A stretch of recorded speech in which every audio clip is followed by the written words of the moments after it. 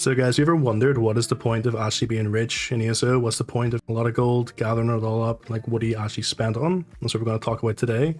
We've got G clips here. So, first topic we're going to talk about, okay, is that I find myself with like a silly amount of gold. Like, I have like 20 million coins on my main character, plus a load of other stuff I could sell for coins. But I literally don't know what to do with it. So, what would you spend your money on, Jake? Well, I think, too, the other important thing to talk about before we jump too far into this, too, is that 20 million gold on console is a lot.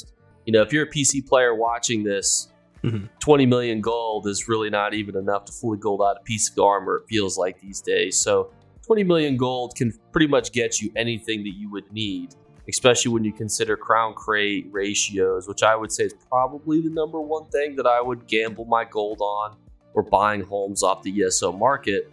And that's significantly easier to do on the console market, where even after, you know, they banned all the Latvian illegal traders, it's still only 200 to 300 gold to one when you're buying crowns. So it's still a really good deal if you be able to do those conversions. Yeah, I mean, it's gold. Yeah, gold's worth a lot more on console, pretty much. And it's a lot harder to make, in my opinion. Like, even whenever like DLCs come out, I find that like PC, if they're getting a furnishing plan, it's like 5 million plus, like on day one, whereas on Xbox it's like 500k a mil if you're lucky. I always tell people it's like a ratio of like 4 times like higher. It's not a perfect ratio. Obviously, some items are always going to vary, but things are usually 4 times more expensive on PC, and it's just because the communities are different. The game's been out for, you know, like a year longer. You know, different types of things are more valuable there because there's more types of content that are being done. More end game players play on PC. Whereas with, you know, the Game Pass, it being one of the only real console MMOs, there's more of a new player influx of people coming in. We also have tons of bots that pick up raw materials like it's nobody's business. And those bots just essentially crash the economy when it comes to raw materials, which is great because if you want to upgrade your stuff to gold, super cheap. Yeah, but also if you want to go and actually gather materials, it's like there's no point almost. But yeah, no, I get it. Yeah, so in terms of gold, I mean, for me, I literally don't know what to do at this point. Like, I more or less just spend my gold on getting like new motifs when they come out, and that's about it at this stage. Like, I've bought some like endgame furnishings and I've decorated a couple of houses, but it's not really for me. So I feel like once you decorate one main house, that's kind of it. I don't know if people are decorating like 10 houses out here, but I'm they decorating one. Oh, they are. Oh, yes. Okay. It's some hardcore role players out there. I don't know. I've got like one main house where it's got like a lot of stuff in it, and that's essentially it. But like, I don't know. I feel like there should be maybe more, you know, to spend your gold on, more to the end game. Like, there's a couple of things, but I feel like there's no real like high-end item you're striving for, you know, like in some other MMOs, like you're looking for like 100 million coins for a sword, something like that. Like, I feel like we're not really like that type of game, and it's sort of like, what's the point in having the gold? Almost. Do you have a fully stocked guild hall?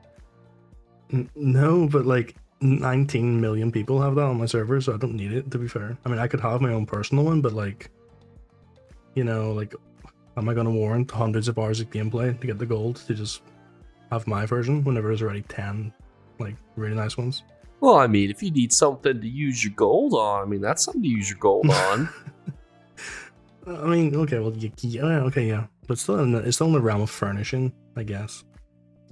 Yeah, that's like, okay, so it's one thing we can use your gold on, and it is useful, I guess, but what I would say is it's not a necessity, and it's not something you would, like, need to have ever. It's just a nice to have, you know? And it's like, you can definitely access all this for free.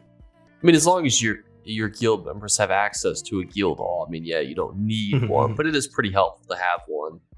Yeah, you know, Mundus stones, easy access to crafted sets, trial dummies, you know, pretty much transmute stations, anything that they would need access to, being all in one place is just exceptionally helpful for people. But I mean, there are hundreds of them out there at this point, but it is probably one of the most expensive things. I think it costs like 75 million on console to get a fully stocked guild hall ish. Somebody can tell me if I'm wrong in the comments.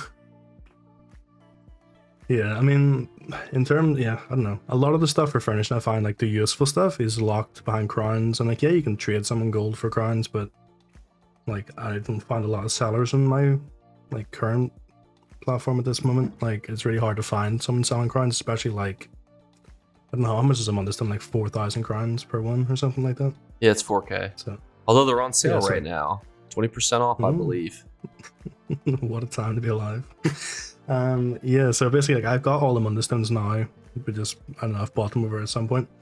But like, yeah, I don't know, I feel like a lot of the like furnishings, like the well discharges your alt, the Munderstones, Vampire it's one. like a lot of, yeah, there's like a lot of stuff like you have to spend crowns on, which I don't necessarily like. I would prefer if like there was a way to get it with coins, which would be ideal, but I mean, like, a lot of their stuff, I guess, is locked behind the coin store, just so I guess they make money. But that's like the one downside to furnishing. Furnishing is like 99% cosmetic in terms of what you can spend your gold on, and anything of use or it has a function is pretty much crowns, right?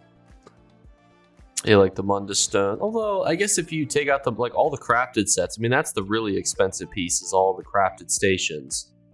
I mean that's going to be the majority of, because there's I don't know how many Mundus Stones there are off the top of my head. I should know this as an ESO nerd, but I mean once you get the Mundus Stones, the transmute station you can buy for gold like pretty easily. You don't have to spend crowns on it. The crafting stations, obviously, you would get the majority through your stations, and then the other ones that don't have sets attached to them, like the cooker or whatnot. Other than that, I mean, you're gonna have to pay gold for the actual house, or you're gonna have to pay crowns depending on which house you're gonna use. Although the one that they gave away for free is pretty big. That could be a pretty dope guild hall considering how flat it is. As far as other furnishings that are guild store exclusive, you do have the vampire stuff, which people are probably like stuff like that just has nice utility because then you don't have to run around and try to raise or lower your vampirism. You don't have to waste gold on your Maras or whatever. So I do like those utility items, but those are pretty much guild store exclusive, which can be a bit annoying for people. Yeah, 100%. Like, yeah, I mean, like, if furnishing, I guess if you're into it, yeah, it's a good gold sink. But I feel like it's really expensive, to be fair. Like, it is. Like, I guess if you're into furnishing, it's one, I think, of the few really nice things you can do with your gold. But even your crowns, honestly, like every time I get rollover crowns, for ESO Plus, I usually just buy a Mundus Stone or something like that and just throw it in my house just to have an extra one. Every so often, I feel like there's just nothing that entices me that's inside the crown store. I mean, if you look in the crown store, sometimes I feel like it's a lot of items that are pretty useless, and I actually wish that they would take a lot of stuff out of the crown store. Like, we don't need new players coming in thinking that they need to buy crown fortifying meals and crown soul gems and stuff, and it's like these are featured packages that are being pushed to people. It's like, this is pretty garbage. Or those like early game like starter packs where it's like, here's a mount, here's like some XP scrolls. I think I have like 200 plus daily login XP scrolls. The fact that people could be accidentally buying those is just horrific. Yeah, it's like a conversation for Azura to go over, to be fair. She's got a lot of crown store hatred going on there. But yeah, no, overall, like, I think the crown store does need a lot of work, but yeah, I don't particularly like that there's a lot of like core stuff that you want to buy with gold that you sort of can't, and it does sort of make a lot of the money making process a bit pointless in terms of like not being able to buy the utility stuff like you're mentioning Mundus Stones and that. But it's fine. Like, maybe they're never going to fix it, but at least you can kind of buy from people who like to swipe the credit card is the only upside. I think the other piece of it too is that like the NA servers are a little bit different because all of our time zones are pretty much in the same 4-hour block of time, whereas EU is like spread out. You have a lot of Australian players, you've got a lot of Asian players, because the EU almost encompasses like the rest of the world. So when I need to get a hold of a crown seller, I just put it in my main guild chats, and I could usually get one in like 30 minutes to an hour tops, depending on how many I need. Just because there are so many people in those like Mournhold guild traders that are interested in trading crowns, and you can usually get somebody. That's why I've never had as much of a problem. But if you play on PC, I mean, it's a huge problem. Then if you play on EU, I feel like it's a slightly bigger problem than it is on NA. But I feel like Mm. for me personally, I just never experienced a problem. Like if I wanted to go out and buy like the private arena right now, that's 9.6 thousand crowns, I would just get 2 million gold ready and then just wait and buy it, and probably within like 12 hours, max. So for me, I've never experienced that problem. Yeah, maybe it's just time zones, but even if we put it in like a Discord chat, I feel like it's rare you get someone, especially if you're buying the higher end like amounts of crowns, like 9k you're mentioning, like almost impossible I find to get those. And even if you do get them, it's like they'll want to upcharge you. So say I think it's like 1 to 300 right now on EU for crowns from what I see. And like if you want to buy like a really high amount of crowns or like a really high end like house, like they will upcharge you for the amount they have to buy. So it'll be like 1 to 400 or something like that. So next thing I guess you can spend your coins on then is like cosmetic pages, like style pages, things like this for your character. Now I do like to fill the book, but I feel like it's not something you need to like actively be grinding cash for. It's kind of like a you can do it over time thing. Like I also like tend to just wear one outfit on all my characters. Like pretty much all 20 of my characters have the exact same fit. I don't know if you've noticed in the video. It's like they're pretty much exactly the same. So like I wouldn't necessarily say you'd have to grind like millions of coins unless you just wanted to complete that book, which is like unnecessary again. I would just say get one nice style for like 2 million, if even, usually, and then that'll be it. I'd say it's pretty well balanced because you don't have to fill out the sticker books for the collections for these different motif books, but if you want to and you want to go for some specific achievements that are tied to it, you certainly can. But if you just want to make a character that looks cool, it's actually relatively cheap to do so. I also like in the outfit station how if you click on a motif, it'll tell you like how to get it. I think that's one of the best mechanics in the game because it keeps people from having to Google like, okay, well, I want this motif for the head, this one for the shoulders, this one for the legs, and then they got to write them down, Google where does this drop from. It's just, boom, this one comes from Varnfell Dailies. Boom, this one comes from Cyrodiil or whatever. And I think that's a really nice mechanic.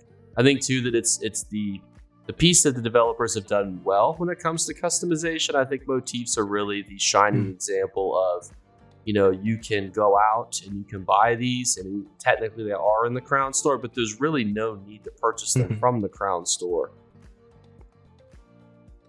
Yeah, that's this is one of the main things I do like in ESO, to be fair. Like, and maybe I hate sometimes in the game, but I do generally like it as a whole. But yeah, definitely like the motifs is like a really good thing, I feel like. So there's so many of them, there's like thousands of different styles, and they are all based on gold, which is something I really like. Like there's a couple of like obviously weapon packs, things like this that they're gonna sell for crowns because like they want to make money, like they have to make money off their game, pretty much. Like it's a live service game, they have to continuously make, dollar bills. But yeah, I think like the majority of this one is actually fine for gold. It's just I don't know if I would personally be sinking all my gold into it. If I was a new player, like obviously I have, just because I've been playing for like 8 years.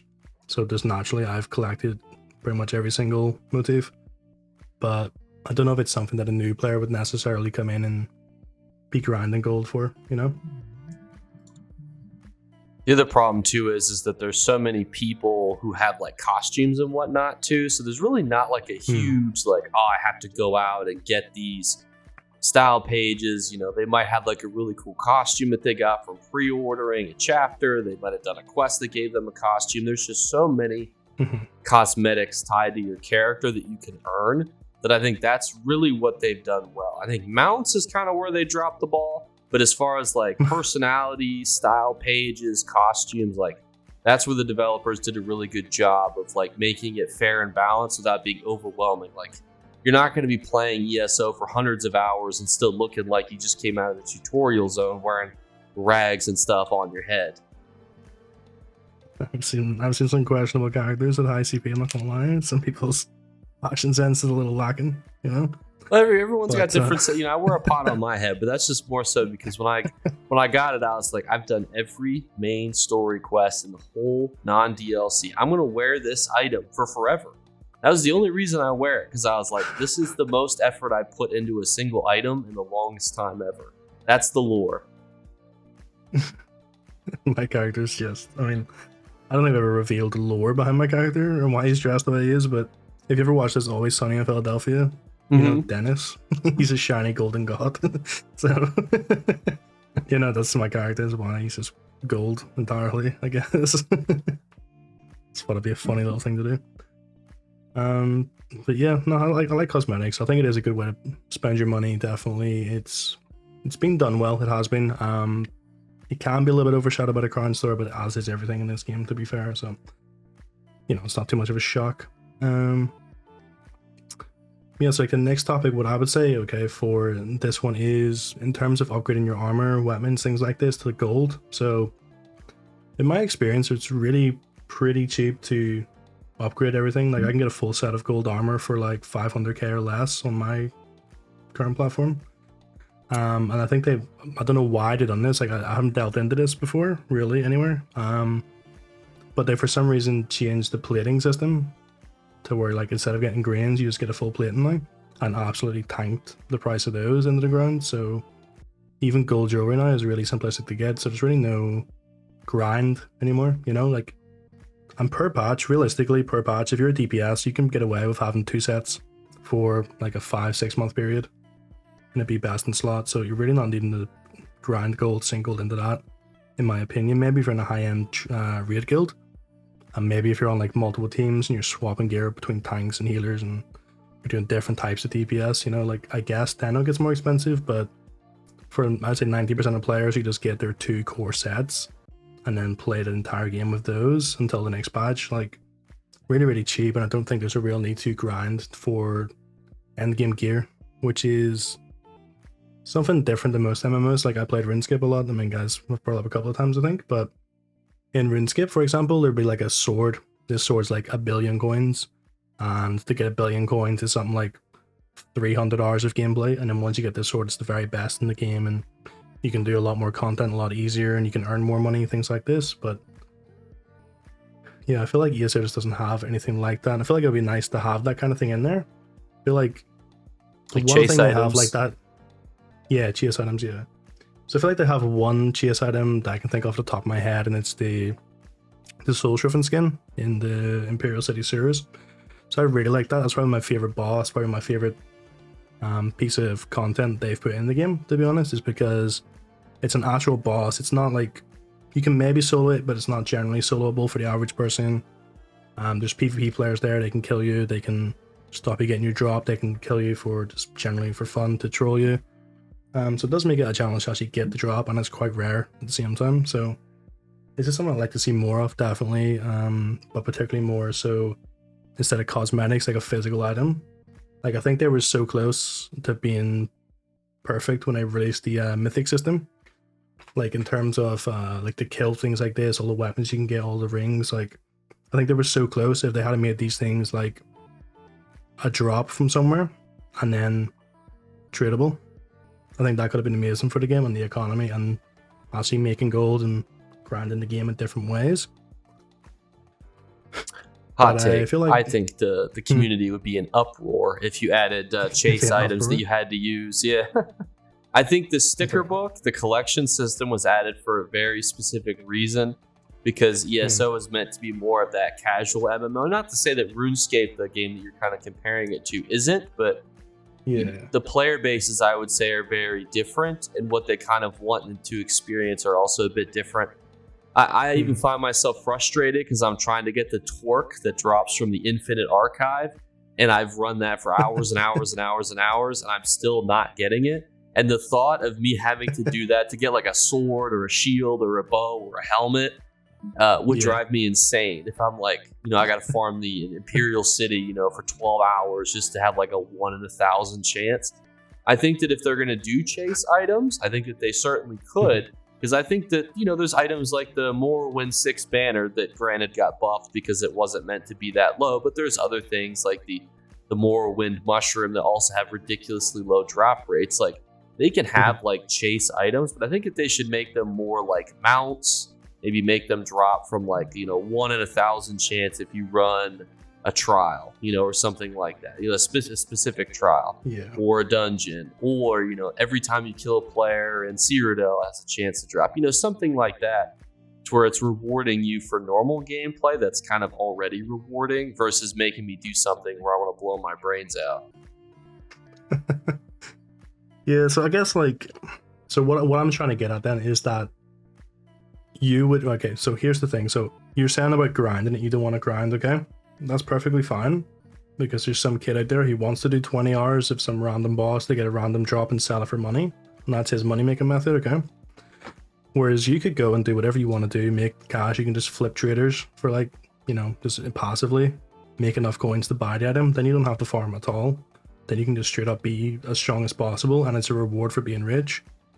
It kind of brings more layers to the game. So at the minute, like, the only layer to get the best gear really is go do the content. Whereas there could be a layer of like, okay, you've gone and done something differently. You've went and done thieving for like 2 days when a new DLC came out, got like 10 million coins on the furnishing plans, and now you can buy the best gear for PvE. That's something I think will be really beneficial, and it will help players play the game and experience other aspects of it. So I feel like, you know, like all things like thieving, things like, you know, collecting materials, like any of these money makers. Like I've got like, obviously both of us have a lot of money making videos on our channel, but I feel like people maybe use 1 or 2 of them and we have hundreds. So I feel like a lot of the game isn't being experienced, and a lot of the money makers are being overlooked just for like grindy things like this that you physically have to do yourself. And I think that's part of the Endeavor system too, is them trying to get you to come back and do like, oh, you know, go do thieving content, go do furnishing content, go to Orsidium or wherever. I think that was kind of their way of being like, hey, you know, let's, you know, go out and, you know, experience these different type of content. I do think that there is a need to balance certain type of content to be more rewarding. There is actually a ZeniMax developer that's like in charge of like economic balancing and whatnot. And I feel like they should look more closely at rewarding certain types of content. Like if you were to farm the Dark Brotherhood, what would be the purpose of that? You know, money making wise, there's really nothing. You could at least argue maybe like Savara Scales from Hughes Bane is like okay. You could farm, you know, heists. Maybe that's not terrible. There are some people that apparently use heists and they just kill everybody in them, pick up all the stolen items, and they say that that's a really effective way to get stolen goods. That's not really doing them as intended. I think that they need to have more chase items in those things. Where I would differ from you is that instead of making them like armor or weapons, you know, that would be best in slot, is I would make them like rare mounts that you could get and sell to other players, or rare pets, or rare, you know, motifs, even seasonal motifs. I think that that's sometimes where they kind of miss the mark for me. You know, one of the things that I think that other games like Destiny do well is there's that reason to go jump into Destiny. You know, there's always exclusive things going on in that game. Whereas ESO, it's kind of like you take a break for a long time, come back, wear the same sets, and still just go right back into the same content you were doing, which is great in some aspects. I don't want to take that away from ESO. I think being able to drop in and out is awesome. But I would like there to be a little bit more seasonal rewards for you to do. Imagine a seasonal mount that drops from, you know, doing heists that you can sell to other players. You know, that would be a highly sought after item, and it would only increase in value, you know, years down the road for people who farmed extra of them and then wanted to resell them.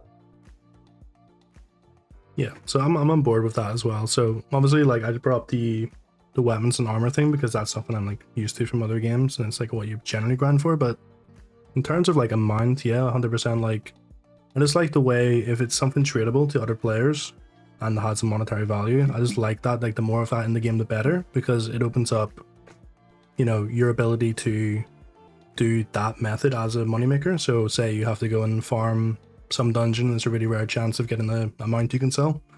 You know, there's going to be a subset of players doing that dungeon now who wouldn't have been doing it before. And on the other hand, there's going to be people who hate that dungeon or can't do it or whatever, find it too tricky, and they can still access the mount because they've went and grinded, like farming wax or whatever people do for cash these days. You know, like they still have like other avenues to get the same item, which I think is really nice, and it like opens up a lot of the game. I think trading is maybe like not looked at a lot by most people in ESO. Like, I feel like you and I are like some of the only real big traders on YouTube. Most people tend to be like doing content or grinding for something, like, or PvP or something like that. They just say, hey, So I do feel your like daily crafting writs, and that's their YouTube video on how to make gold. Yeah, it's like, oh, Christ. I hate this. I mean, I've made one, to be fair, but I mean, like, I had to. I mean, it's good advice. I hate it should just be a little bit more, you know? it's just like there's other options, you know. I feel like that's everyone feels like they do their rich, and that's the end of their money making ability. Well, trading is so complex too. Realistically, I mean, instead of having like one big grand exchange like you do in RuneScape, you've essentially got dozens of them all over the map, all over the world, all worth differing amounts of money, all with differing amounts of foot traffic. You know, there's really not a whole lot of people that are teaching people like, hey, if you get this item, this is how much you should list it for based on these factors like your guild trader, where it's located, how much foot traffic it's going to get, how popular the item is.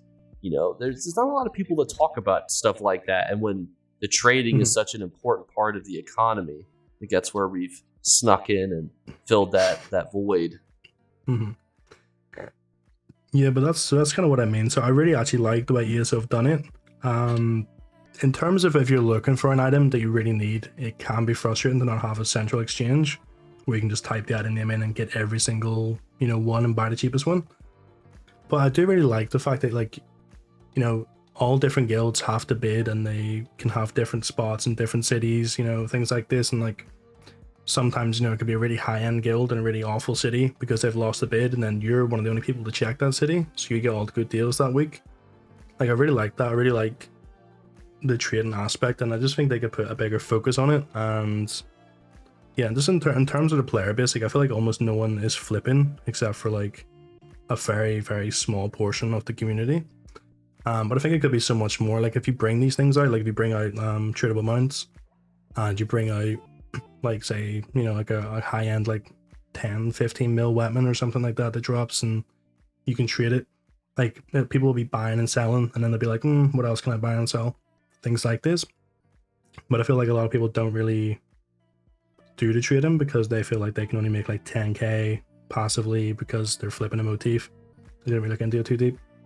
That's why I tried to stream it, you know, so it's like we buy like 60 items, then we flip all of them, you know, because 10,000 profit, 60 items is actually a decent chunk of change, you know, versus, you know, here, there, everywhere.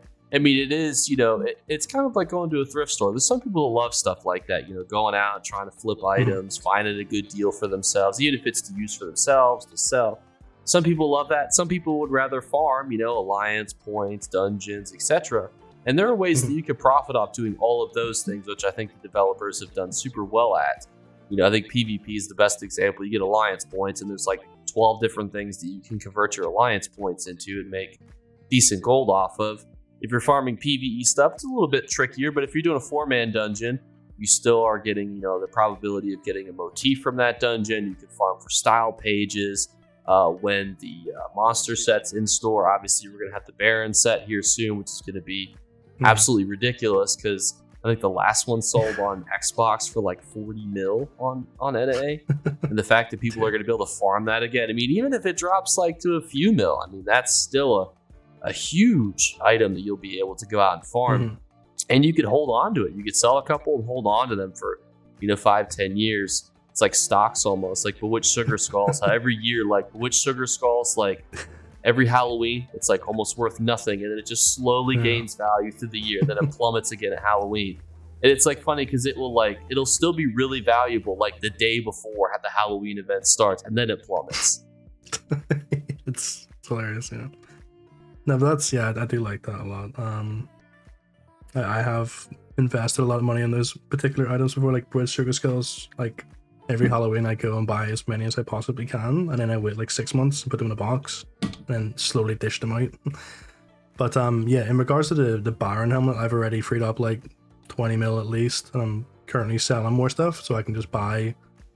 I mean, it's probably not good financial advice, but it's what I'm doing anyway. You know, so if you made it this far in the video and want to copy my risky trades, like, I'm pretty much just gonna buy all the reasonably low priced Baron masks and just put them in a box for literally probably at least 6 months to a year. I hope they don't come out again in that time because that will kind of mug me off a little bit. That's the only risk. But yeah, I'm just gonna do that with all my coins because at the minute it's just sitting in like random, it's either in coins or in like random materials which I don't need, like wax or something like that, you know. So I'm just gonna change it for the opportunity that a 1 mil mask turns into a 40 mil mask, and if I have, you know, 10-20 of those, it's, you know, I'll never have to trade again. I'll just, you know, I'll be out here Well, even if they go 20 to guild halls. 2 million, that you still have made, 20 million gold, even if it just goes from 1 to 2 and you bought 20 of them. Yeah, no, 100%. So that's like, yeah, I really like investing. Yeah, like I've done it before with a couple of items. I had great success with the Moloch kind of shoulder before. It's dropped a couple of times since, so it's not as expensive as it was, but there was a point there where, I bought maybe 10 of those, and they did not come out for 3 years, and I was able to sell them for 3 million each. So, a very low investment of like 60k per shoulder turned into like 3 million per. So it's like I'm gonna do something like that again. And that's one of the things I really enjoy is just like trading and investing. Like, I think again, almost no one invests in this game, and it's such a small like subset of people ever would, and that's why I like your idea. You're talking about seasonal stuff, like seasonal amounts, seasonal rewards. Like they could be really good because it'll again like help the trading economy and help so people be able to go, this is a rare item from 2 years ago that no one knows about, and pick it up maybe cheap and make money trading that way. And then people will be able to go, right, I want to grind the game now, and I'm going to buy as many of these as possible and hold them for 2 years and sell them when they're more rare. So yeah, there's like opening up aspects like that with the like the money making method. So I make anything like this, I'd be happy for them to add in. I just don't think there's a whole lot of it at the moment in the game. It's a sad thing. So like, yeah, adding anything like that I think would be a really good idea. Well, and you got all these returning players that probably have tons of gold. As soon as they come back, they might be like, oh shit, I got 20 million gold, hanging around here. Let me go buy, some stuff. Upgrade materials, especially on console, that's not going to cost them really anything. I do like the changes that they made to the console, or the materials in general, I should say, especially with jewelry crafting. But I was kind of expecting like, okay, you've devalued resources, materials. I thought that they were going to then start making a lot more different best in slot sets for different amount of things, so kind of like that was their way of saying like, okay, now that it's cheap to upgrade sets, we're now going to start, changing the meta a little bit more. And I think that they've not done that yet. Now, granted, it's still a recent change, but another interesting point too that I'm curious your thoughts on is, so you had mentioned holding on to the item for 6 months. Do you think with the new guild trader changes being 14 days, items are going to fall off a lot sooner? That's going to help increase the value of these items because people are going to be listing them less often and they're probably going to want more gold for them. And you're going to be competing against less items just because there's less time that they're going to be on the market for. So I think, yeah, if you're active in the game, it's a good change and it's going to help you out. Obviously, I've went over, like I've made a whole video on this and people hated on it a lot, to be fair. Yeah, essentially like, I think it sucks for the individual listing the item because they have to take time away, it drops off and they don't have time to relist it. And then if they're away for an additional 14 days, it like disappears entirely. But in terms of if this is happening to other people and you're not having this happen to you, it's a real big benefit. Yeah, it's going to make you a lot more money. So say over time, people are going to list things and quit, they're going to lose the item entirely, so yours goes up in value. The 14-day thing, again, yeah, like people are going to list it's going to be there for 14 days instead of 30 now. They're going to maybe not relist it or go like, oh, it's not selling right now, and just not put it up. It makes it easier for you to sell it at a higher price as well. So I do think it's like an overall good change. It will help the traders, but I just wish they'd remove the timer for whenever things delete from your mail, or put it somewhere like your inventory. Like I don't see why they can't do that. To me, yeah, anyway. Yeah, like a temporary like overflow or something. I wonder if you can, like, if you had something crazy, because if you delete your character, you can ask the devs to restore it for you. I'm wondering if you had like a crazy item in your inventory that accidentally got deleted in the mail. If you could say like, hey, can you get this for me, please? Like help. I've tried. I've tried before. Oh, really? No, they will not give you your stuff back. Yeah, so I didn't know that, but that where they give you your character back, well, that's at least nice. I didn't know that. I don't know how many situations that's helpful. Like, who's accidentally deleting their character and then being like, wait. But I mean, it is nice that they do offer it, I guess.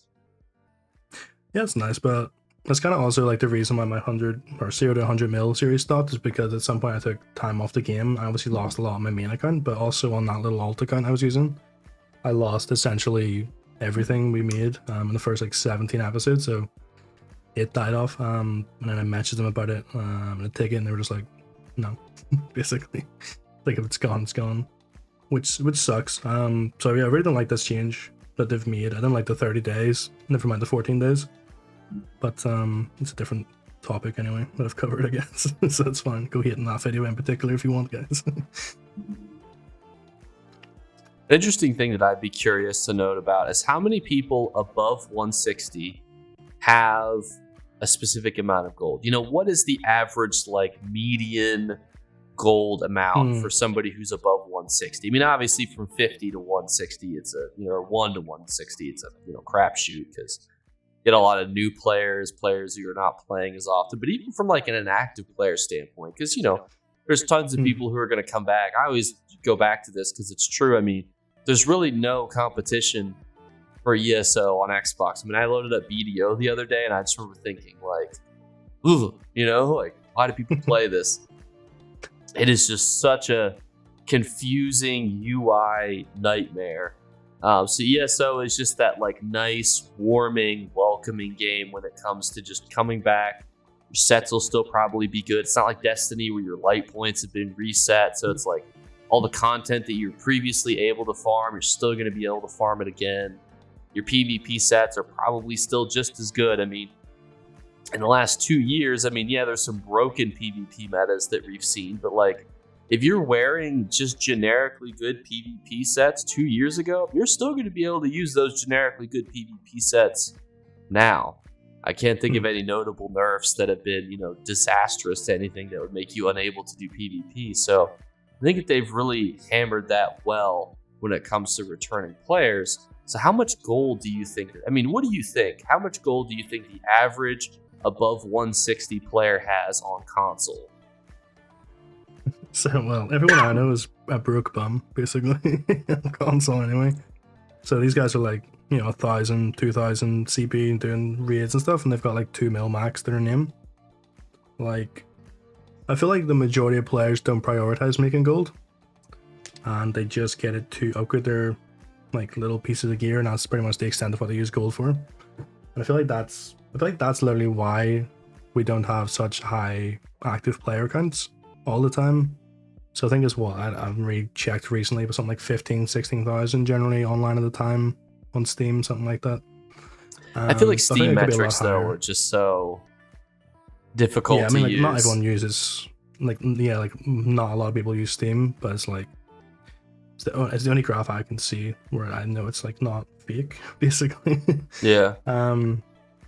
But yeah, like 15,000 minimum, for example, on Steam. Okay, but like a number could be a lot higher if there was a purpose and people felt the need to get coins.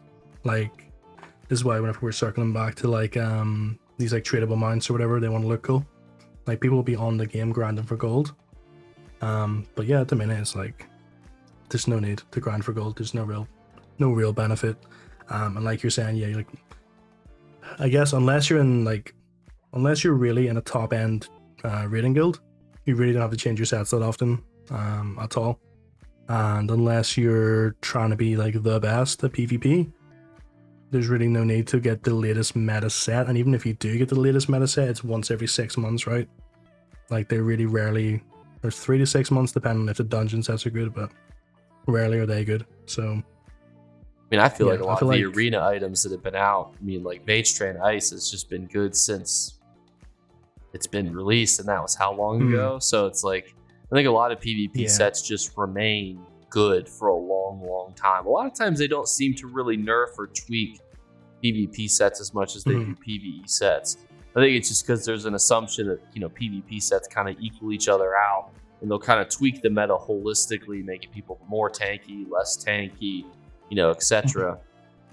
But I think from a gold perspective, I think that what I think that they should do is have more things to spend gold on. I think chase items is a great thing too. But I think even like trying to have like, you know, more items like guild traders. Like I always have this like idea where like, you know, it's playing BDO, it's a terrible example, but like maybe people could take over cities, you know, like you could buy like the city of Mournhold for a week.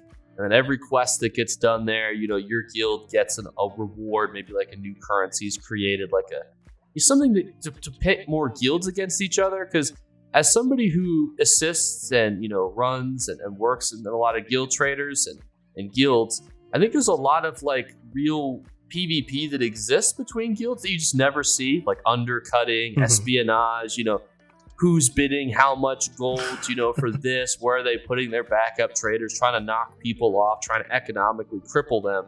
And so I think that they should almost lean more into that. I don't think that it's like the healthiest type of PvP, but it's also a really unique PvP that exists. And maybe they could expand it to like cities, or zones, whoever owns the zone, gets like a plus 5% reward. And then every, quest or daily quest or whatever that gets done there, that, the guild gets a reward on top of it. I think would be a really cool concept. Something to really push the player base into like some new mechanics.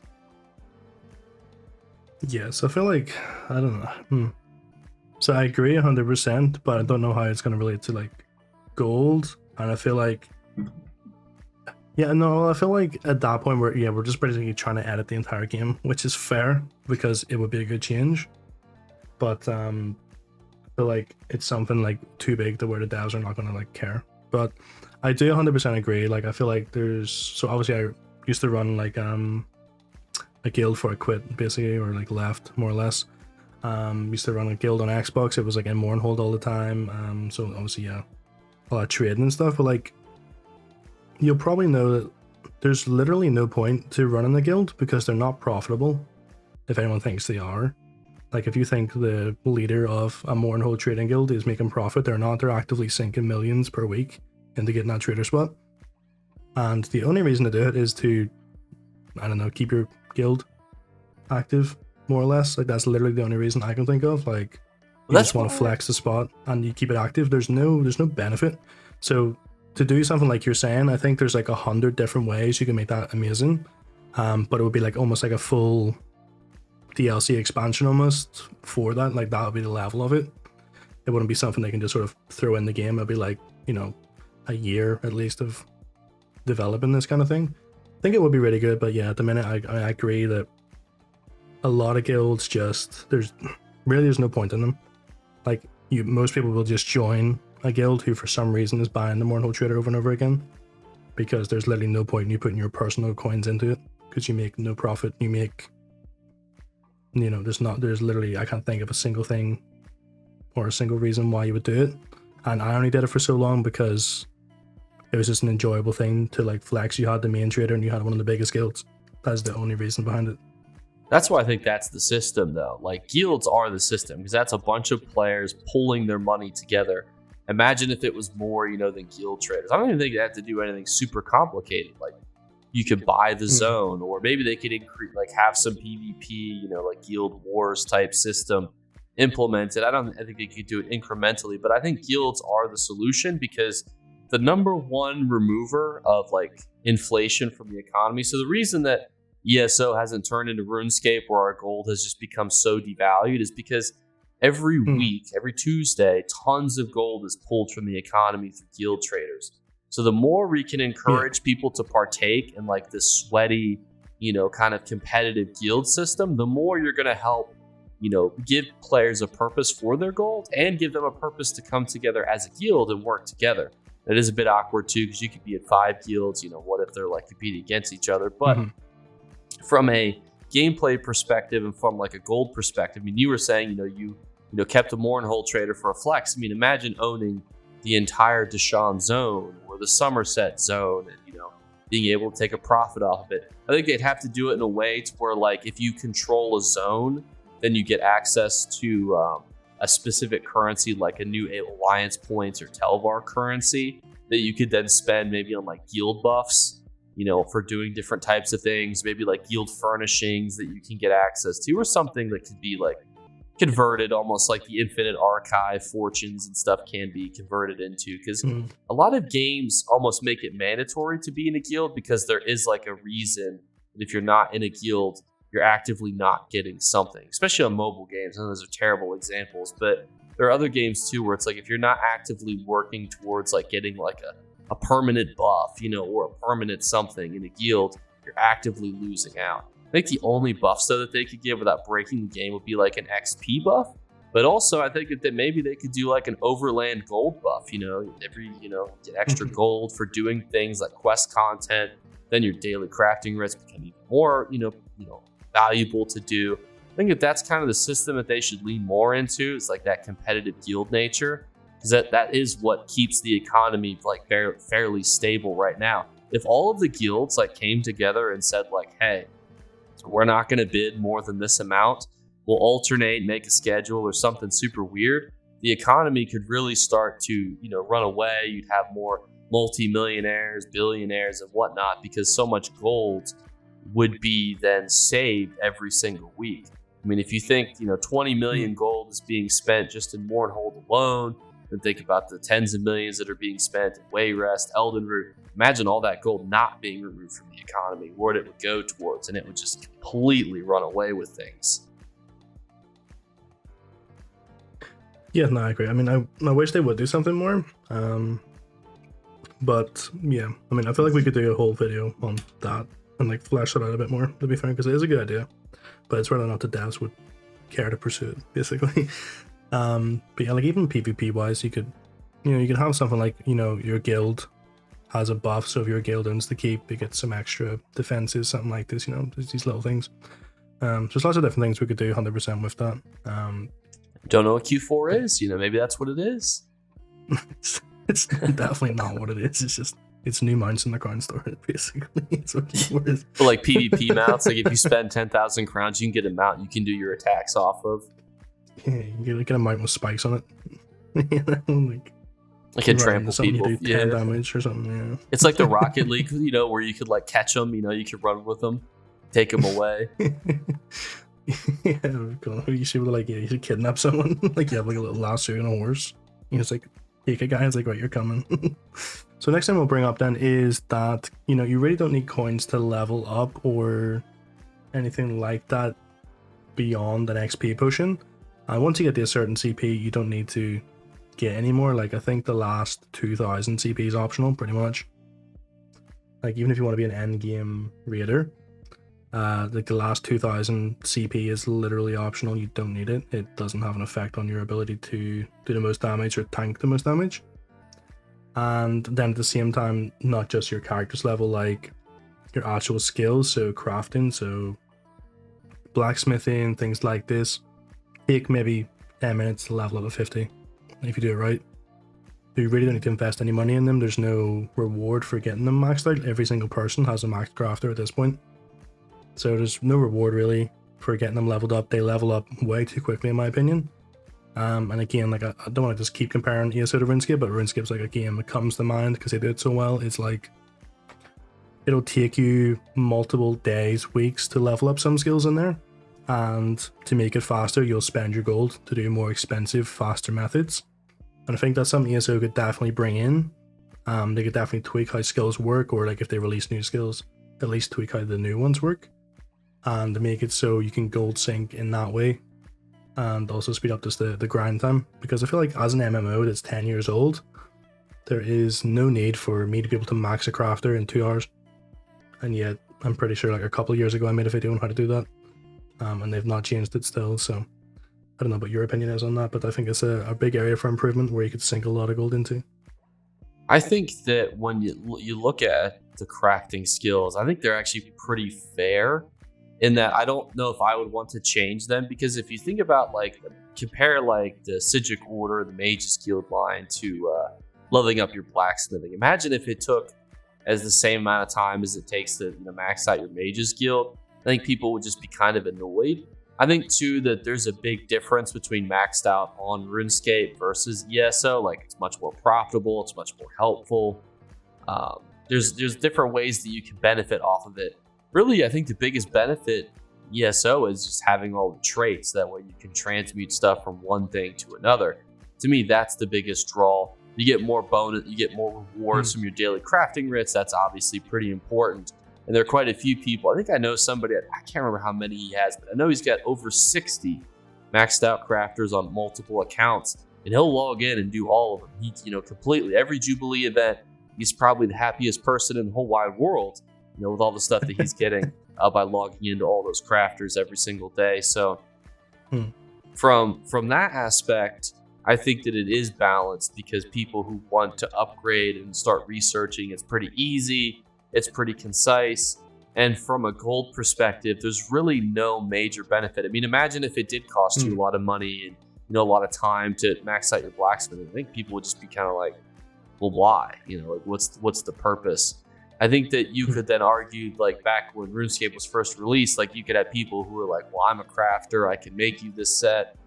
That might be more profitable now, for people to start doing that. But with how many crafters we have at this point, that's a dying breed. Yeah. So this is my point. Okay. So we'd mentioned there that you can max out all your crafting. Okay. And it's essentially pointless. There's really no benefit. You're not really going to make much money from it, if any at all, from crafting in this day and age. Okay.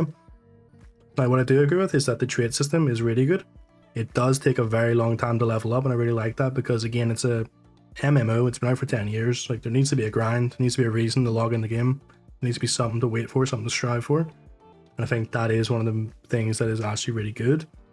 The thing I think they could change to make it so it would help people all over the game, really, is that they could just make it so you can transmit something and then sell it.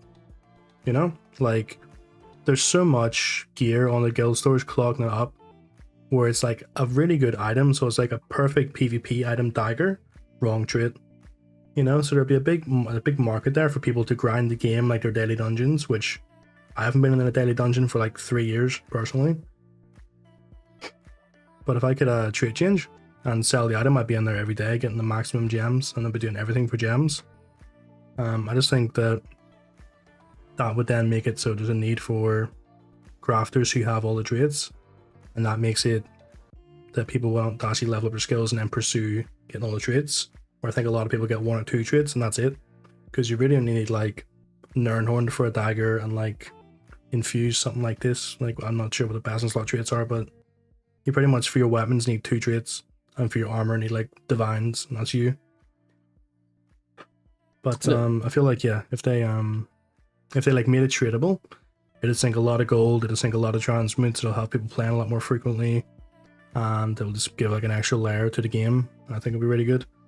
But yeah, again, like, I'm also not a fan of how quick the skills are, but I get where you're coming from. I guess people would maybe not like it, but I do think it's, again, if we look at it from a 10-year-old MMO perspective, that it really isn't that bad, and it does open up other money-making opportunities via crafting, whereas at the moment there is none. So yeah, I think there's a couple of things they could definitely look at, and it could be really good for gold and trading, but they just have to make a fundamental change, I guess, in allowing you to sell transmute items. I think that would be a good change, being able to sell transmuted items, because that would give people a purpose to actually going out and getting items and then transmuting them and then being able to sell them. I do think that it would devalue a lot of like items per se that were like off trait. I think that people would then start to expect to then be able to just buy those in the perfect traits all the time. So that could be a bit annoying. Like, why would you ever not buy, a deadly dagger, with sharpen, if, so you're just waiting, you're just going to wait for somebody to sell it. You're not going to spend over 100,000 gold on, a training one, whereas a lot of people would, and then they would transmute it themselves. They're probably just going to wait for somebody to throw it up for like 150 with the proper traits. I think that could be a bit annoying from a guild trader perspective. That might create like a bad expectation. But I think also too, with being able to farm transmutes through Cyrodiil, it's probably could balance itself out, get people to do some content like daily dungeons, daily battlegrounds, etc. I personally don't have a problem with leveling. I even think like, as new players, I don't want people to become overwhelmed with like, I need to go buy this, and this, because that could become really overwhelming on the market for them. And I think a lot of new players will be confused by the guild trader system. So I think having them only really need to focus on XP potions, what they're going to get from logging in, leveling up, also gives them rewards like XP potions. I think that's pretty fairly balanced. But then for more of like a mid to end game player, really their only main focus is just going to be sets, which not a lot of sets that they need to buy are, going to be best in slot. Some will be, but the majority of them won't be. especially for PvE content, the majority of stuff you're going to have to farm. You may find somebody that's selling a sticker book, with an empty piece. That way they're guaranteed to get that item. That's, pretty niche. Upgrade materials, we talked about, absolutely plummeted. And, from a mid-game perspective, you're going to have the majority of stuff or have access to the stuff that you need. And so, like, my friend David is the example I use. He's got 2 to 3 million gold right in that honey spot that you had mentioned. And he doesn't buy anything. He will literally grind it himself, or he just doesn't own it. And if he gets something super rare, like a rare style page that we're farming for, he'll just bind it to himself and be like, all right, cool. Like, he doesn't want to participate in a lot of the systems. He's very, like, solo player driven. And I think ESO has a huge community of people like that, where they'll do content with other players, but from their mindset, they're not interested in interacting with a lot of some of the more social systems, like the trading one, for example, or trying to flip items or trying to, get somebody to craft stuff for them. They're just going to slowly learn how to be a crafter and then do it for themselves from that solo player mindset. Yeah, so now I can get that. So what I would say is that they can definitely still do that, even if we are making the game a little more interactive, I guess. So like, yeah, say like you have to chat to someone to get an item, or you have to like ask someone to craft you something. Like it helps in the fact that you're going to kind of want to join a guild, and you're going to kind of get to know people, and you're going to maybe make friends, then move on to other activities, and maybe be on the game for a little longer than you would have been. But also, like we were talking there about, like, it might devalue. If we allow trading transfer items, it might devalue them. I feel like it will overall devalue a little bit the perfect trade items that we have now, but it would bring up the overall price of like every other trade that isn't perfect, So I think it will balance it out, and it would make it that, say you're going in PvP and you're getting rewards that are worthy. You get the best. A lot of times you're getting the best item, but it's in the wrong trade, so it's worthless. Whereas with this change, if it were to happen, it would be at a actual sellable, reasonable price on like an average, because people will be buying them for a reasonable price to sell them in the perfect trade with their transmutes. I think that would be a benefit. But yeah, in terms of solo players, like, I get that. That's what some people want, but also, if we look deeper into it, I feel like solo players and really catering to solo players and making the game entirely soloable is one of the things that will make the game make its longevity shorter. So if you're not interacting with people, you're not making friends, you're not doing stuff with people, you're not exploring guilds, you're not exploring trading, you're really not seeing half of the game, you're really not experiencing half the game. Like, you'll never be doing trials if you're a solo player. You'll get very little dungeons done. Those are massive parts of the game. And then just like the interaction with other players is, I think, why most people tend to actually play the game. Like doing dungeons with your friends, trials with your friends, collecting sky shards, doing PvP with friends. Like, I think there's like very few people who just play the game 100% solo. And I think to cater your mindset to a new player who's only picked up the game, and then cater it to solo players, is gonna be damaging to the game. You can do it to an extent, but I would always have the main focus of, like, it's an MMO, I think that you have to remember too that Skyrim, Oblivion, Morrowind were obviously single player games too. So there are quite a few players that play the game. I mean, they'll do dungeons every so often. They'll use my friend David as an example. Like, he'll do trials and dungeons, but like, he likes to just be solo, do things solo, farm, things solo, world bosses, farm dungeons, just through the queue system. Not to say that he's like antisocial, but if you think about how much stuff that there is, I mean, you said that you don't like to interact with the furnishing system. There are quite a few, end game PvEers that will never PvP, really. There's quite a few PvPers that will never do a trial, So because ESO has so much content, there's not a overall need to do all of it. So I think that them kind of curtailing a lot of their desires and things and making it kind of simplistic for newer or solo players is fine. Just because I think that's where ESO really shines, is it's a game that you can come into, take a year break. All your friends may have quit, or they might be doing other stuff at the minute or busy, you can still play the game. Like if you want to do hundreds of hours of questing, there's hundreds of hours of questing. If you want to do daily quests, if you want to do battlegrounds, if you want to go to Cyrodiil, if you want to do some, 4-main content, you could start doing those types of things, through the queue system, through all these other, looking for groups in Cyrodiil, kind of ease you back into things while still being kind of independent on your own. I think that's what ESO does really well, is that you can do a lot on your own without having to rely on others, because, relying on others can be kind of annoying, especially when your friend group is all over the place with what's going on in their lives and they make goofy decisions. So if you're trying to wrangle all these kittens, to try to farm, for a specific thing, and then, you're losing people because they're being silly gooses, that can be frustrating. But if you're a solo player who can get most things on their own, that's a lot more emboldening and kind of like warming. If I want to jump on a game, I know that I don't have to rely on other people to do what I need to get accomplished. Yeah, no, I get that. I can see that 100%. Yeah, like I think there needs to be a good balance there, but I think they can make some things exclusively. I mean, they do obviously with trials, but more so in terms of like tradable money makers or something to sink your gold into, like that kind of thing. If they can make something like that a little bit more so you can sort of solo it, but the higher end stuff is more interactive, I think that would also be good. Because you don't want to like stop people playing the game if they're from Skyrim and stuff, but you do also want to like ensure the interaction and the growth of the game, I guess, by when players interact. But it's not the biggest deal in the world. Because I played ESO for the sole reason, well, I finished playing Skyrim, is I just wanted to see all the rest of the zones, and I wanted to do quests. Yep. I didn't care that it was an MMO at all. I wasn't like, ooh, an MMO. I was just like, whatever, I'll play it as an MMO. But my goal was to just do the quest, see the zones, enjoy the story, and then obviously it kind of ropes you in with that other types of content where it's like, hey, come do some dungeons, do some trials, do some PvP. PvP I thought was the most fun back in the day. I thought it was the most rewarding content, and I really enjoyed doing it. But I think that's kind of how they rope you in. It's kind of like, hey, you can do a lot of stuff on your own, but also, there's this fun content on the side that might appeal to you.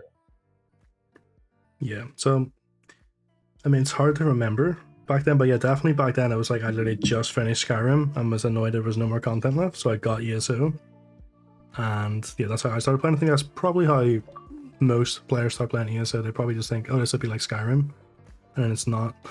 But yeah, I mean, I guess whenever I'm talking about all this, it's like I almost disregard the entire questing system because I hate it so much, and I have not done quests since, literally like say the first like 6 months I had the game, So I guess people have different experiences. For me, I do treat it 100% like a full like interactive MMO. Like if I'm not doing trials, dungeons, or playing Tales of Tribute, something like that, like I'm pretty much not in the game unless I'm trading.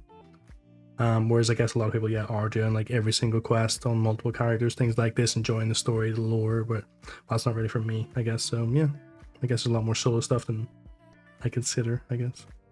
So in summary, like I feel like what we've discussed more or less, we think there could be a lot more ways to make gold. There could be a lot more ways to spend your gold. A lot of them aren't even that difficult for the developers to implement in terms of, like, for example, just adding some tradable mine drops, things like that. Maybe looking at making transmute items tradable. Things like this can really help the game a lot and help you have something to spend your gold on, help you have some other money making methods that we don't have now. And I also think we covered sort of what you would actually spend your gold on. So I think ultimately the main one then is furnishing, which if you're not into furnishing, you're going to have a pretty easy time. You're not going to need that much gold in your general day-to-day life. But if you're a furnisher, that's where you're going to be needing to make all these different money making methods work for you. You're going to be grinding a lot of gold to get these really high-end ones. But if you're the kind of guy who just wants to run around in your 2 meta sets and do a couple of trials, you really don't need any more than like 2 million coins, I think. Yeah, I would say that's pretty accurate. I just think that it's better to stay away from putting like super meta PvP or PvE sets behind, rare chase items. I think the ZeniMax developers made a very conscientious decision when they made the sticker book that they said that The community really does not like to farm things over and over and over again to have a chance to get these things. Maybe that would change if people were able to buy them and it would be, something that people could then sell. I do think it's a decent idea, but I think it's a very risky implementation on their end. That's why I think mounts, non-combat pets, motifs, rare style pages. There's a reason why things like Baron Zodrus, however you say his name, is such a rare and sought after one. It looks cool and it's exclusive. The more items we have like that, I think the better. Just because it gives people something unique to do. I think even farming like the 6th Legion banner, or the 6th House banner, in Vardenfell is a really interesting item. You just go around, start picking up stuff, hope that you get it. Even just farming normal furnishing plants can be very similar. You might get nothing, you might get something amazing pretty quickly. So I think there's a lot of really cool chase items that they have, but if they continue to expand upon that, I think they'll see a lot of success. And then if they start adding seasonal rewards for doing things, I think the Endeavor system does it to like a beta level. It's like, we're in the beta stages of like creating this really cool system for having really cool seasonal rewards. We need to really expand this a little bit more. Maybe they could still use the Endeavor system, but start adding more things. Like in the Endeavor systems, they previously had transmute crystals, alliance points, gold. I think all that's great, but maybe even adding, outfits, style pages, giving you a real reason to go out and do 10 heists or complete, 10 Thieves Guild missions, or actually really want to do these things, because Endeavors are cool, but it's, I'm like, I could get Endeavors whenever. I'm not like super worried about doing my Endeavors every single day, because realistically, at the end of the day, and this is always terrible to say, but like, it's in the Crown Store. If I really desperately wanted it that bad, I could just buy it. That's a terrible mindset. I know it's the mindset that they want us to have, but that's the mindset that exists. There's no real, like, I need to do this right now. I'm not saying ESO should add a battle pass or anything by any means, but something to give ideas. Something more that's like in the here and now. You're going to be rewarded for doing something that's going to be exclusive. You're going to get something really unique or really cool. Because I think as a collectibles type game, really that's the end game. It's collectibles, whether it is furnishings, housing, style pages, mounts, that is the end game. So having more of those, I think will only lead to more like future success for the game. I agree. Yeah, 100%. I think that's ideal. Hopefully they'll do something like this. But we'll have to see, I guess. We need to get a hold of this economy guy you were talking about earlier. Like, whoever the economic lead is for sauces, get him on the call. Like, we'll bully him a little bit and be like, oh, politely add amount that's tradable. Thanks.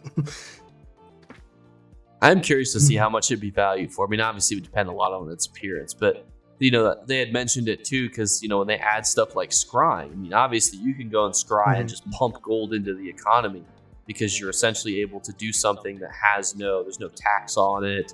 There's no real deflation of it.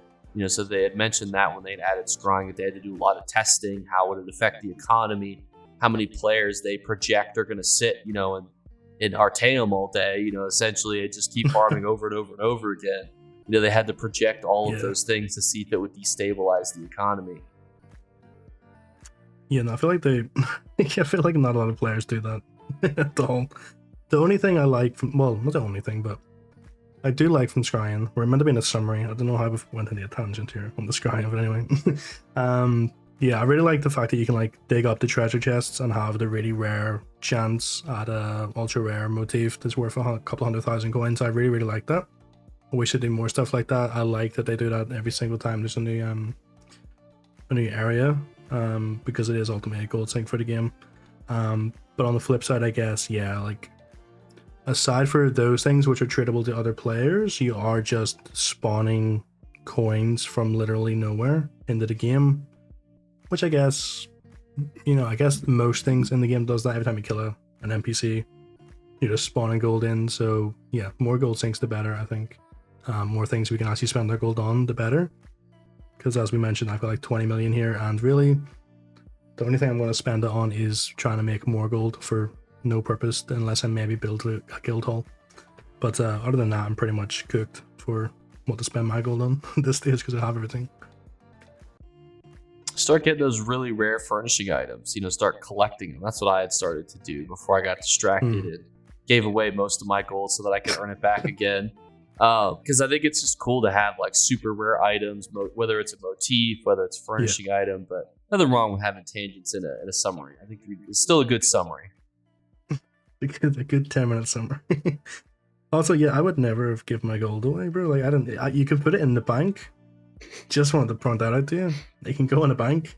It can go in an alt. You can do the challenge. Yeah, but you know, then you got a live stream of you giving away your money. I also challenged people to Tales of Tribute battles. If they beat me, they got 500,000 gold. You know, really? So like, yeah, it was a couple different things that we did to give it away. You know, so it wasn't always just like, here, you get gold, you get gold. You know, it's one of them was a Tales of Tribute live stream where it's like, you know, I haven't played Tales of Tribute in a long time, so it was one of those like, if you could play this game competently, you might get 500,000 gold. If not, you just wasted 40 minutes and you win. It's a shame, bro, to come on and rinse you for all your gold. I really like, so another little tangent, okay? I guess now that we've mentioned Tales of Tribute, is a really good gold sink would be if they allowed you to bet on games, which I guess they don't like. But technically, right, it should be fine to introduce this little bit of gambling because match fixing. No, but that's fine. That's fine. Because listen, right, it's fine. Right? Because, right, it's player versus player bets, right? And as far as they're concerned, right, their game isn't like pay to win, right? So you can't just like physically buy the currency, right? So there's no law, like actual real life laws in the real world which will stop them from doing this. So they could just let you like bet like 100k per game of Tales of Tribute versus the other person and then tax 10% of that total pot. So the winner only ever gets like 190k, you know? So they're sinking like 10k away every game, like a casino would. And then also players are able to like make money in the new way. And I think it's something I would definitely do. I'd definitely lose every single penny I had in Tales of Tribute if we were able to do this. See, my hope is that Q4 is a dueling arena and that allows you to bet like similar to like Oblivion. Where you could bet, you know, on different teams to win. I think something like that would be really cool. That's what I'm hoping that Q4 is a dueling arena, because I don't think that they're going to redo Cyrodiil. I don't think that they're going to redo Battlegrounds. So, like, what's drastically different between Battlegrounds and open world Cyrodiil and the Imperial City? Because obviously they've done the Imperial City. Like, what's the difference? Like, what's something that would be different than those three things? And I think a dueling arena would be that thing. I don't fully know. For all I know, they could add a battle royale mode. You know, who knows? You know, the developers could do something crazy. I saw that theory because one of the loading screens is like all of the main characters surrounded by enemies in the background, and they're like, maybe this is a hint that it's going to be a battle royale mode. Now it's like, could be. That'd certainly be unique. They probably would have to battle royale mode. They probably would have to code the game a little differently. You know, like where you like auto pick up sets and stuff and auto equip them, but. That'd be something. I feel like they're 5 years late on hitting the battle royale kind of, you know, thing in the game. Maybe they will, but I mean, you know, I don't even know if it would be good or not. I guess in ESO, maybe it would be nice to see. I guess, but it'd be one of the real only medieval type combat ones. You know, like it would be unique type of combat where it's not like. You know, like if you play like Warzone, it requires you to have like those quick twitch muscles. Even same with Fortnite, like building and whatnot. It would be something that's a bit more like toned down, you know, like the combat wouldn't be as elitist where you would have to be like ridiculously good at, you know, having crazy reactions and whatnot. It'd be a little bit, it would still be skill based, but it wouldn't be as so much reaction based, which I think a lot of people would like. But I don't think that that's the direction they're going. That was just a theory that I saw. I think I'm still putting my fingers on it's going to be a dueling arena. If not, I think they're going to redo Cyrodiil somehow to make it different. Yeah, I've got no opinions, to be honest, because I have not read any patch notes or delved into this at all. To be honest, won't say anything. They're tight-lipped. Okay, so it's all speculations. Yeah, I don't like reading speculation. I like to just know the thing when it comes out. But yeah, okay, right. We've summarized. I think. Did we summarize? Should we summarize the summary? No, I think the summary is good. Okay, right. We summarized. We're fine. This is what we spend our gold on. essentially, is trivial things that don't really matter because we're rich, or give it away in GX case, which I would give it away maybe, but probably not. You know, like maybe win it from me, but like yeah, probably not give it away. Yeah, that's pretty much it then. I guess we're done. That's what we spend our gold on. That's what you could spend your gold on. That's some different ways they could implement new money makers to gold sinks into the game to give us more stuff to spend on. So yeah, if you did like it, remember to leave a like, subscribe, head over to GX channel, subscribe to him as well because he sat here for over an hour talking to me. An So, hour, he 19 deserves minutes. Oh, my back hurts. It's carried a lot of this conversation. So yeah, go over there, sub to him, sub to me, you know, if you'd like, you know. And yeah, we'll see you in the next video, guys. See you.